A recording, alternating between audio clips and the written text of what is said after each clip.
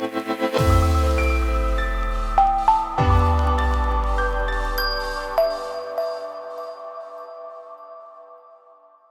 Elizabeth II, crowned in 1953, is the longest reigning monarch in British history, having sat on the throne for nearly 70 years.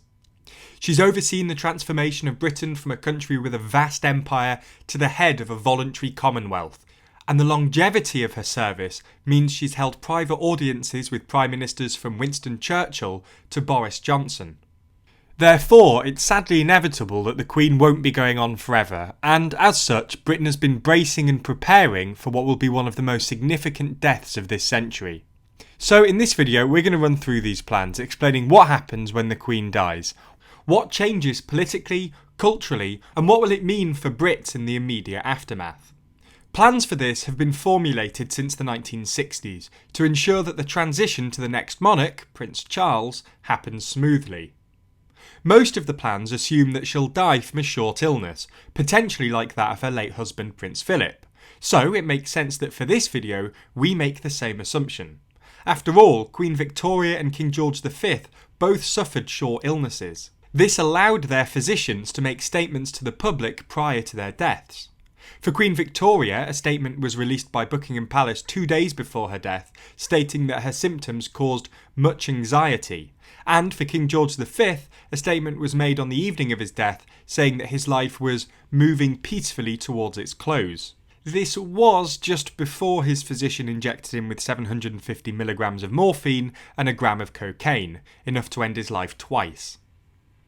While it's possible that similar statements could be made for the Queen, it's unlikely that they'll be as explicit, as the palace will likely not want to cause panic. If this is the case, then the first person to hear of the death, other than doctors and physicians, will be her private secretary. They'll be given the job of informing the Prime Minister, Cabinet Secretary and Privy Council Office, and senior civil servants through the use of the code phrase "London Bridge is down."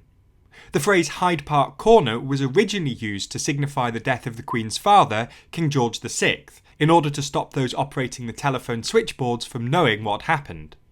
Obviously, this is no longer necessary, not only due to the lack of switchboards, but also because it's near common knowledge that London Bridge is down refers to the death of the Queen. The next group to be informed, following the government and civil servants, is the heads of Commonwealth countries, who are to be told the sad news by the Foreign and Commonwealth Office. Then we move to the public. Originally, the BBC would have been informed first, but as this is the 21st century, and there's a huge variety of news sources, the BBC finds out at the same time as other established news outlets. The news is relayed to outlets via the Press Association. It's not uncommon for outlets to be prepared for the death of someone famous. Obituaries for older celebrities and notable figures are written years before their death and updated regularly, so that when the sad news is announced, the outlet can be one of the first sources people turn to. Outlets have, for years, been practicing the broadcast by substituting the name of the Queen for Mrs. Robinson. This may seem overkill, but considering there was a huge backlash when a BBC presenter donned a burgundy tie instead of a black tie when announcing the death of the Queen Mother, which The Guardian dubbed the Battle of the Burgundy Tie, it might not actually be such a bad idea that there's a lot of preparation. Concerns about appearance, though, won't matter to all news broadcasters.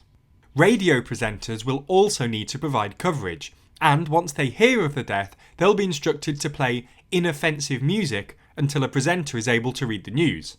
This is what led Chris Price, a BBC radio producer, to claim that if you ever hear Haunted Dancehall Nursery Remix by Sabres of Paradise on Daytime Radio 1, turn the TV on.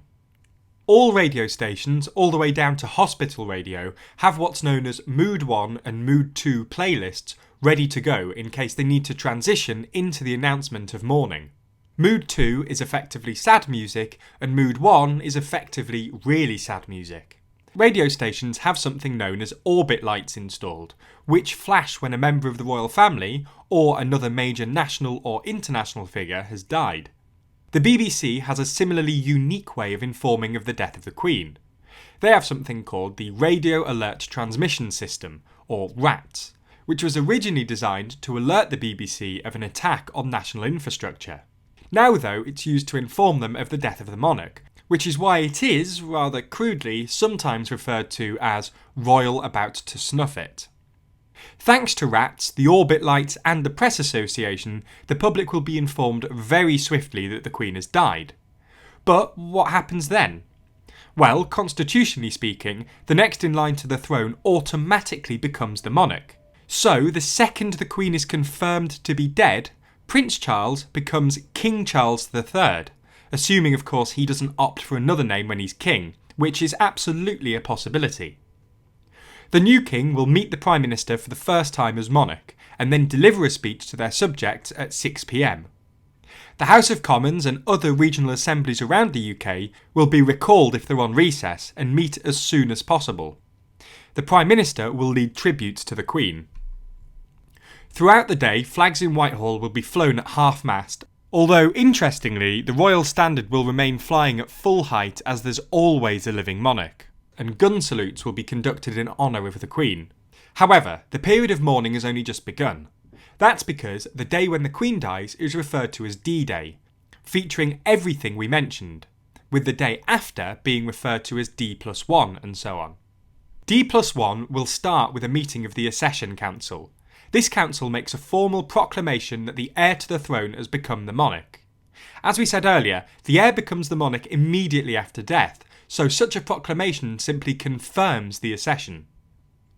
Nonetheless, as part of said proclamation, the council states that, with one voice and consent of tongue and heart, publish and proclaim that the heir is now, by the death of our late sovereign of happy memory, become the monarch. Later on, MPs will swear their allegiance to King Charles and express condolences to the Queen. On D+2, King Charles will receive condolences and embark on a tour of the 4 nations of the United Kingdom to make clear that he is the monarch for the whole of the United Kingdom. MPs will not sit for around 11 days after the Queen's death, and the BBC will change its content output to be more sensitive to people's mourning. For example, all comedy shows will be cancelled for 12 days after her death. Additionally, government websites and the website of the royal family will be updated and made black. Non-urgent publications by the government will stop for the mourning period too. The Queen's body will be moved to Westminster Abbey and be prepared to be buried with her late father and late husband Prince Philip at the King George VI Chapel in Windsor Castle. On D+10, the Queen will be buried. This day will be declared as a day of national mourning, and while a national holiday is likely, it's not actually guaranteed. What is guaranteed, though, is a 2-minute silence, which will take place across the UK and parts of the world. It's likely that a huge proportion of the population of Earth will tune in to the funeral. It's estimated that 2 billion people tuned in to watch the funeral of Princess Diana. That's more than watched Live Aid at only 1.9 billion. On this day then, people from around the world will come together to remember the remarkable way in which the Queen performed her duties. From the way in which she oversaw the transition of the British Empire to the Commonwealth, to the way that she acted as a steadying force during the huge societal changes happening across Britain. Many will remember her stoicism as monarch, her mettle, her compassion and her humour. Anyway, that's what's set to happen on the sad day that the Queen does pass. Despite recent health concerns, it does appear as though the Queen's health is improving, aside from the back sprain she suffered in the last few days. As such, we're hopeful these plans won't need to be enacted anytime soon, but given how turbulent the events after her passing will be, we hope knowing what's going to happen can calm any concerns you have and make the process less worrying. If you do want to be updated on topics like this going forward, then be sure to subscribe to the channel and hit the bell icon to be notified every time we release a video. Special thanks to our Patreon backers for making videos like this one possible. And if you want to see your name at the end of videos, you too can back us on Patreon. The link to that is in the description below.